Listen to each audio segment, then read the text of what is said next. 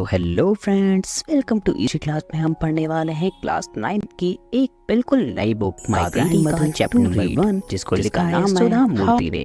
तो इस कहानी में हमें पढ़ने को मिलेगी importance of study, determination to achieve anything, एक बॉन्ड जो कि ग्रैंडमदर और ग्रैंडडॉटर के बीच में होती है, और इम्पोर्टेंस ऑफ एजुकेशन। तो ये कहानी है 12 साल की सुधा मूर्ति की, जो कि अपने ग्रैंड पेरेंट्स के साथ कर्नाटका में रहती थी, एक छोटे से विलेज में। और उस टाइम पर मतलब उसकी ग्रैंड मदर जो थी, उनकी बचपन के टाइम में जो वुमेन्स थी उन्हें पढ़ना लिखना बिल्कुल भी अलाउड नहीं था, जिसकी वजह से वो पढ़ नहीं पाई और वो अनपढ़ रह गई। लेकिन जो ग्रैंड मदर थी उसकी, उसे स्टोरीज से बहुत ज़्यादा प्यार था, और हर वीक उसके घर पे एक कन्नड़ मैगजीन आती थी जिसका नाम था करमवीर, और उसमें एक सीरियल की स्टोरी आती थी जिसका हर एपिसोड एक वीक में एक बार आता था। जैसे कि अभी वेब सीरीज होती है, उस टाइम पे मैगजीन्स में एपिसोड्स आया करते थे। तो उसमें जो सीरियल आता था उसका नाम था काशी यात्री। जो ये काशी यात्री है, ये एक बूढ़ी औरत की कहानी होती है जो कि काशी मतलब कि बनारसी में जाकर यात्रा करना चाहती थी, जिसके लिए वो काफ़ी टाइम से थोड़े थोड़े पैसे बचा रही थी। और फिर आखिरकार जब वो उस यात्रा के लिए निकलती है तो उसे रास्ते में एक अनाथ लड़की मिलती है, मतलब जिसके माता पिता नहीं होते। वो लड़की काफ़ी यंग होती है और वो बताती है कि मैं शादी करना चाहती हूँ, लेकिन क्योंकि मेरे माँ बाप भी नहीं हैं और मेरे पास कुछ पैसे भी नहीं हैं, जिसकी वजह से मैं शादी नहीं कर पा रही हूँ। और फिर वो जो बूढ़ी अम्मा होती है वो अपने बचाए हुए सारे पैसे उसे दे देती है, और फिर ये एपिसोड एंड हो जाता है। इसके बाद की कहानी जानने के लिए जो ग्रैंड मदर है वो बहुत ज़्यादा उत्सुक होती है।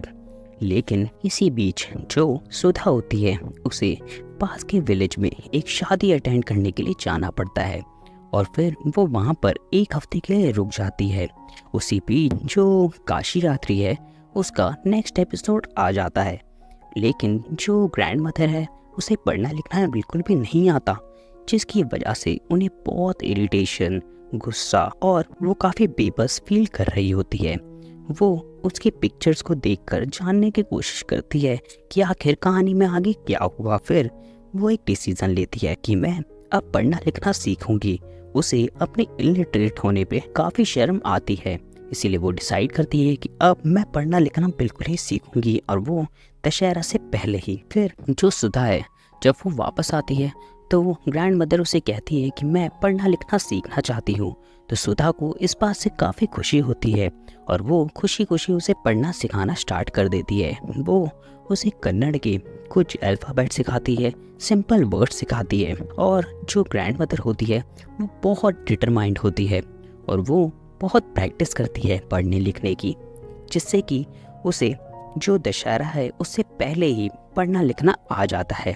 और फिर दशहरा आता है और नेक्स्ट एपिसोड भी फिर वो चाहती है और प्राउडली उस मैगजीन को उठाती है और खुद से ही उस पूरे एपिसोड को पढ़ती है और समझ भी लेती है, जिसे पढ़ के उसे बहुत प्राउड फील होता है खुद पे, और वो काफ़ी खुश भी होती है कि अब मुझे किसी की भी ज़रूरत नहीं पड़ेगी थोड़ा बहुत पढ़ने के लिए। ये एक बहुत इमोशनल मोमेंट हो जाता है, और ग्रैंड मदर जो होती है वो सुधा मूर्ति के पैरों को टच करती है, क्योंकि वो इस टाइम पे उसकी टीचर होती है और उसने उसे पढ़ना लिखना सिखाया होता है। क्योंकि सुधा छोटी होती है तो उसे थोड़ा अजीब फील होता है, लेकिन ग्रैंड मदर कहती है देखो ये इसलिए नहीं है कि तुम छोटी हो या बड़ी हो, ये इसलिए है कि जो टीचर होता है वो सबसे ज़्यादा हाईएस्ट जो रिस्पेक्ट है वो डिज़र्व करता है, और इस टाइम पे तुम मेरी टीचर हो। और इस कहानी से हमें मोरल भी यही मिलती है कि जो एजुकेशन है वो हमें इंडिपेंडेंस देती है, और लर्निंग जो होती है उसकी कोई भी एज लिमिट नहीं होती,